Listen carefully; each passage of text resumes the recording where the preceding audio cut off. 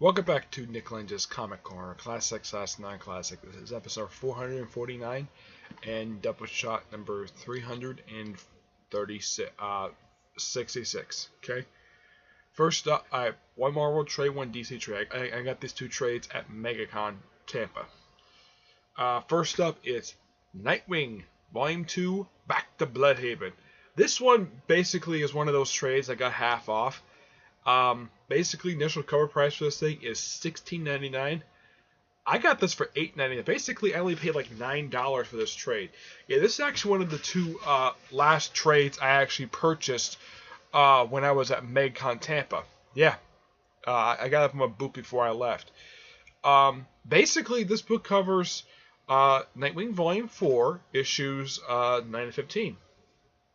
Now, simply put, there is exactly about it first starts off with a one-shot, basically a one-shot story where Nightwing meets the pre-Flashpoint Superman, and he runs into Dr. Destiny, who's the main villain of the story, and mentions, oh yeah, Nightwing in my universe, his home was Bludhaven. So he decides to go to Bludhaven, and he's there for a good period of time. During the course of the Bludhaven story, you get a chance now, those of you who had read the decent run that was the Larry Hama run, there is a villain who pops up in here who's actually from his very run. Matter of fact, Larry Hama created this villain. And that is the Orca. This is a villain created by Larry Hama. She only popped up just in his run, and then after that she wasn't seen again, as far as I can tell, not until the storyline Face to Face. The storyline written by James Robertson.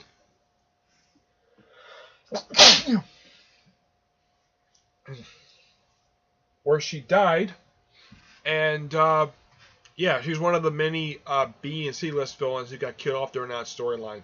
And now this is her first post-Flash appearance. Okay, fine. And she's only in here for a couple issues, and that's it. She doesn't really affect the main story altogether. Plus, they introduce several new characters in here who become sort of basically Nightwing supporting cast in a way. One of whom becomes his girlfriend, Sean Thang, who was originally known as the Facer, who was a minor villain that he fought when he was Robin. Now, the villains they introduced in here are actually former villains, I should say, called the Runoffs. And these people are... Let's see if I can find a good page for this thing. First off, he runs into... I think his name is... let's see... Rod Grimm, I think his name is. Yeah, he says he's a former resident of Gorilla City. Oh, yeah, and also, there's not a Chuck Dixon here. Well, there's a park called Dixon Park. My guess is the reason why Tim Seeley called it that, because Chuck Dixon created Bludhaven. Now, this is a slightly different Bludhaven. And this is basically Sean as the Facer. And this over here is the rest of the villains who showed up in basically this particular arc. And let's see if I can get their names here.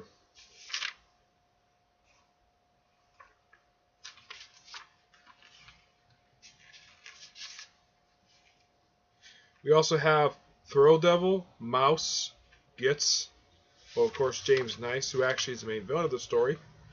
There's a few others. Let's see. Yeah, I think that's it. Yeah, these are just a group of former villains who kind of go through kind of like a version of Alcoholics Anonymous. Basically, these are like former villains who are just trying to get their lives together. And at the end of the story, Nightwing takes over Sean's position as sort of basically the head of volunteers at this community center.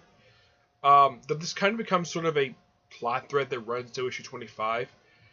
Basically, now it starts basically off. Now at the end of that particular story, we get a hint of the villain who's going to be showing up in the next storyline. Not the next immediate one, because they said to put that one on hold for a bit because, well, the reason why they did that because they had this one issue where it's kind of like an epilogue per se. Basically, the whole Back to Bludhaven story took up issues 10, 14, and 15 is so like an epilogue to it. Basically, we get the introduction to Deathwing. Yeah, that's what this character is, Deathwing. He is going to be one of the villains show up in the following storyline, Nightwing Must Die, which is basically the story that comes right after this. Basically, the Back to Bludhaven story was initially exactly 5 parts long, and of course 15 is just the epilogue. So basically, you have 2 standalone stories plus a 5-part, which isn't too bad for this particular trade. It's only 7 issues long, which is actually pretty good. If you're a fan of this run, I do recommend getting this trade. And luckily enough, unlike the other books I've reviewed recently, I own this book. This is no library tag. I own this trade. So I own the first and I own the second volume for the series. I know the third volume just came out recently, so I'm hoping to get my hands on that soon. But yeah, this storyline is actually really, really good. And it's great the fact, heck, Chuck Dix is even happy the fact that we went back to Bludhaven. I told him about it. I asked him, are you happy that he's going back to Bludhaven? He says, yes, he is very happy about this. Despite the fact he has nothing really to do with this particular series right now, I think he does keep up to what's going on in the actual series, but I'm sure he is happy because he created the city Bludhaven, though his Bludhaven was actually a lot worse than this one was. For one thing, a lot of the cops are crooked, and because they're basically on Blockbuster's payroll. By the way, Blockbuster shows up in the storyline that comes right after Nightwing Must Die. Yeah, that's basically what happened there. This storyline is just really, really good. There's like no Harley. There's very little corruption here. Yeah, the cops don't really like Nightwing very much, as like they did in the original run. Though for some reason, it's like as soon as this criminal conspiracy is over, it's like the whole thing of basically the police department being crooked. Yeah, that's not exactly brought up in this run. My guess is that Tim Sinian wants to get a new take on Bludhaven, but I'm glad the fact he's got his own sitting now. Based on it, I think it's great. I get this trade at 9.5 out of 10. All the issues in here are really, really good. And plus, it's great to see Superman and Nightwing. Yeah, first time he's actually appeared in the Nightwing series post-Flash reboot, because he did appear in the Grayson series. Basically appeared in the second annual for the series, but as for the actual Nightwing book itself, he never appeared. Nope. Batman did a few times. Yep. Alright, next up it's Avengers Assemble by Michael Bendis. This collects his entire 8-issue run for this series. Now, the series itself lasted for 25 issues, but after issue 8, basically started issue 9 into the final issue, it was Killa Sue Honick who does the writing, and basically during the last 5 issues, she had Warren Ellis basically be brought in as a co-writer. My guess is because she was also writing Captain Marvel. That's my personal guess. Now, aside from the pretty much what they do is that he has the movie lineup for Avengers. Now, this series was released 5 years ago as sort of a loose tie-in to basically to help promote the upcoming basically the Avengers film. And they pretty much have it where the core team in these initial 8 issues is just, well, the movie lineup, which is Captain America, Iron Man, Thor, Hulk, Hawkeye, and Black Widow. That's the initial lineup for this particular arc. Though they do have appearances by several other Avengers. People like, let's see. They also have Wolverine, Mockingbird, Spider-Woman, Carol Danvers, this is before she became Miss Marvel, Black Panther, Vision, and Red Hulk.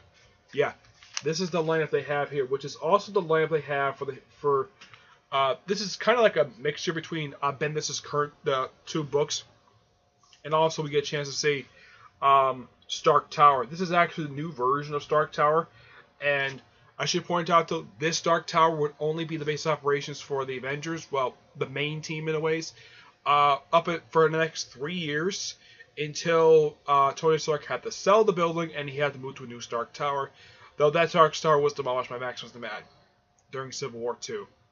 Yep. But yeah, like on the cover, you see here the Guardians come back after only being gone for about 2 years. As the whole thing with Annihilators, yeah, after the 2 initial miniseries, and of course they first appeared in Devastation one-shot, after the 2 miniseries show up one of the Infinity, the trilogy of Infinity graphic novel one-shots that Jim Starlin did. It's like basically Bendis just forgot about them and just brought back the present-day Guardians, which basically they have just the movie lineup with the addition of the character Bug, which I have heard that there was plans to put him in the actual Guardians book. But for some reason, Bendis decided to change his mind on that because I don't know why. you can kind of see this arc as sort of a backdoor pilot to Bendis' basically his era that he did for Guardians of the Galaxy. His era, which lasted for 4 years. It started in 2013. Actually, it started the very first month of 2013, and it wrapped up this past April. After doing exactly, I think it's like 19. I think it's like he did almost 50 issues, which gotta praise him for that. Though the book is currently written by Gary Duggan, which but the book's actually really good under him. But at least he has experience running the Cosmic.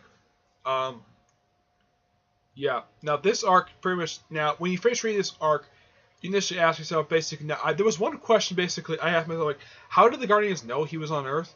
I kind of forgot the answer. Basically, the answer is already revealed in this actual arc. I kind of forgot about this little plot thread because it's been a few years since I read the story. They found it from the Badoon that Thanos was on Earth. Not because someone theorized that maybe the Avengers contact them. When you read this, like Avengers have basically never heard of the Guardians at all. Though Thor basically mentions he has worked with Gamora before, and is also basically a nod to Drax working with Hulk, basically them knowing each other. But as for them knowing about Star-Lord, oh yeah, there's also a whole thing with Rocket and Hawkeye. I thought that was really funny. Let's see what else. Bug, for some reason, gets no dialogue, and here's kind of the weird thing. It's like the Avengers just ignore him in here. Yeah, that's the weird thing about Bug. Yeah, he's a character who was created for the Micronauts series that Bill Mantlo did back in the late 70s, early 80s. But here he just basically just in the background. He doesn't do really much anything at all. We also get a chance to see the Elders of the Universe. Yeah, all of them, including people like Grandmaster, the Collector, the Champion, stuff like that. The main villain of the story is Thanos and the Zodiac. I like this version of Zodiac. Unlike the one Dan Slott came up with, these guys are not boring. These guys are interesting. Excuse me. Now, this is something quite weird, though. Apparently, the Avengers forgot they've actually... I don't know, maybe Bendis forgot that the Avengers have fought at least 2 or 3 versions of the Zodiac before this. Where they fought him back in the 70s. Several times, the original version. And they fought the Android version of the group when they the second version of the group pretty much killed off the first version during the West Coast Avengers series. Yeah. Now this incarnation is basically made up of people, one of whom his name is John King, who apparently used to run with the Hood. Okay, fine, that's actually quite interesting. So you have a minor plot thread from Bendis during the whole Dark Reign stuff. But yeah, the Zodiac gets pretty defeated about halfway through the story. And the main villain of the story is Thanos, and he has the Cosmic Cube. Now, basically, there is 2 particular questions you ask yourself. Now, these 2 are definite questions that get answered later. One is, when did the Guardians come back together, and how? And 2, how in the world is Drax, Star-Lord, and Thanos alive, even though Dan Abbott and Lennon killed them off in Thanos' Imperative miniseries? The second question is answered in the original Sin tie-in for Guardians of the Galaxy. As for how the Guardians get back together, pretty much this is answered in the one shot that pretty much this is pretty much answered in the Guardians of the Galaxy Most Wanted one shot. That's pretty much where this is with a series of one shot stories where that explains how the Guardians get back together. But no inclusion of Bug for some reason. Yeah, I do not know why. Mark Bagley does the artwork in here, and it's really, really good. There's also a great continuity nod, basically, where you have this one scene where Hawkeye and Black Widow are making out, and Black Widow has to stop herself because she might, yeah. Despite the fact that Hawkeye really likes it, it's like, nah, you have a girlfriend now. Yeah, because he's dating Spider-Woman. Though, for some reason, they break up their Infinity. Yeah, and also, for some reason... most of the writers of Marvel just choose not to acknowledge this relationship at all. Despite the fact Bendis basically started this relationship after Fear itself, so at this point the relationship's only going on for a year at this point. So by the time they break up their Infinity, they only been together for 2 years. Publication-wise. In Universe was barely a year. Yeah. But this is awesome. Basically, this is one of Bendis' finest work that he's done. with the Avengers. Though, I kind of get the reason why he only did just the initial 8 issues. He just wanted to get the series off the ground. So that's the reason why he basically left. I just did his own main 2 books, and of course did Ultimate Spider-Man. He did, of course, he's still kind of the character this very day. But yeah, of course he was also wrapping up his runs for Avengers and New Avengers around the same time this arc was coming out. And plus also, Thor was actually dead in his own title at the time this book came out. So, and Tony Stark basically has something going with him as well. So, there was kind of a question if this story was canon or not. My personal guess took place sometime in the future. I'd say about a few months after basically a lot of the storylines in their books got wrapped up. Yeah, of course, at the time this was coming out, Matt Fraction was writing both Iron Man and Thor at this point. Captain America was written by Ed Brubaker. Black Widow and Hawkeye. Well, Black Widow didn't have a book at this point. Hawkeye had a book. Matter of fact, his book started the same year this book came out, 2012. Written by Matt Fraction. Carol Danvers basically got the story. Her series came out during AVX. This book also came out during the time of AVX. Yeah. I think it might have been just before that. Let me check this. It came out in 2012. The trade came out in 2012. Yeah, 2012, 2013. Yeah, because right after this came Guardians. Yep. So this is really good. So I highly recommend it, and I'm gonna get this one a 9 out of 10. All right, that's it for this episode. Stay tuned for the next episode, which will be episode 450 and Doubleshot 367, and it's going to be 2 more Marvel trades. One by Brian Michael Bendis, the other one by Ed Brubaker. Yep. But until then, I will see you there. Bye.